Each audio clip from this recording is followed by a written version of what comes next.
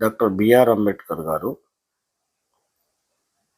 కులం పునాదుల పైన ఒక జాతిని గాని, నీతిని గాని నిర్మించలేరని చెప్పారు.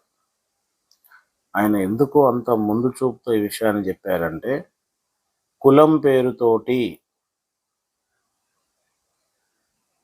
తమ స్వార్థ ప్రయోజనాలను నెరవేర్చుకునేటటువంటి కుక్కలుంటాయని చెప్పేసి ఆయనకు ముందే తెలిసింది.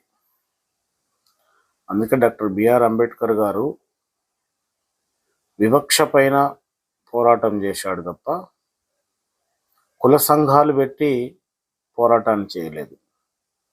ఆయన ప్రతిదీ కూడా రాజకీయ పార్టీలే పెట్టాడు, ఎక్కడ కుల సంఘాలు పెట్టలేదు.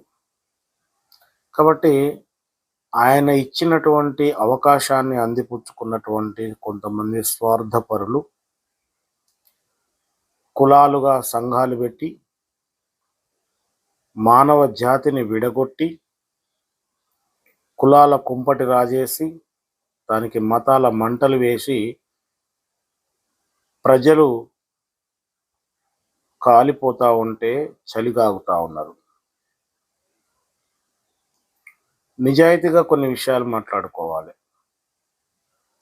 ఏ కుల సంఘం వల్లనైనా ఏ కులానికైనా మేలు జరిగిందా? ఏ కులమైనా ఆ కుల సంఘం చేసినటువంటి కార్యక్రమాల ద్వారా అభివృద్ధి చెందిందా? ఏ కుల సంఘం ద్వారాగానైనా ఆ కులంలో ఉన్నటువంటి అణిచివేయబడ్డ అణగారిన వర్గాల ప్రజల జీవన ముఖచిత్రం మారిందా? ఆలోచించండి ఒకసారి. అన్ని కులాలకు సంబంధించిన కుల సంఘాల నాయకులందరూ వాళ్ళ పిల్లలు హ్యాపీగా చదువుకుంటా ఉన్నారు, మంచి మంచి పొజిషన్కి వెళ్తూ ఉన్నారు. మరి ఏ కులాలనైతే ఉద్ధరిస్తామని మీరు వచ్చినటువంటి నాయకులు ఉన్నారో, మరి ఆ కులాల పిల్లలు ఎందుకు మీ పిల్లల స్థాయిని అందుకోలేకపోతా ఉన్నారు? దీన్ని బట్టి మీకు అర్థం కావట్లేదా?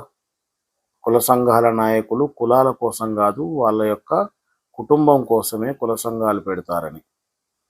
దీనికి ఎవ్వరూ అతీతులు కారు, ఏ కుల సంఘమైనా అంతే.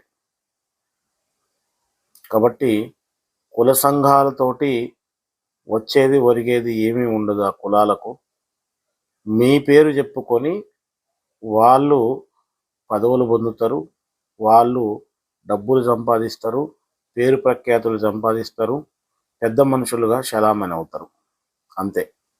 అంతకు మించి కుల సంఘాల ద్వారాగా ఆ కులాల ప్రజలకు ఒరిగేది ఏమీ లేదు.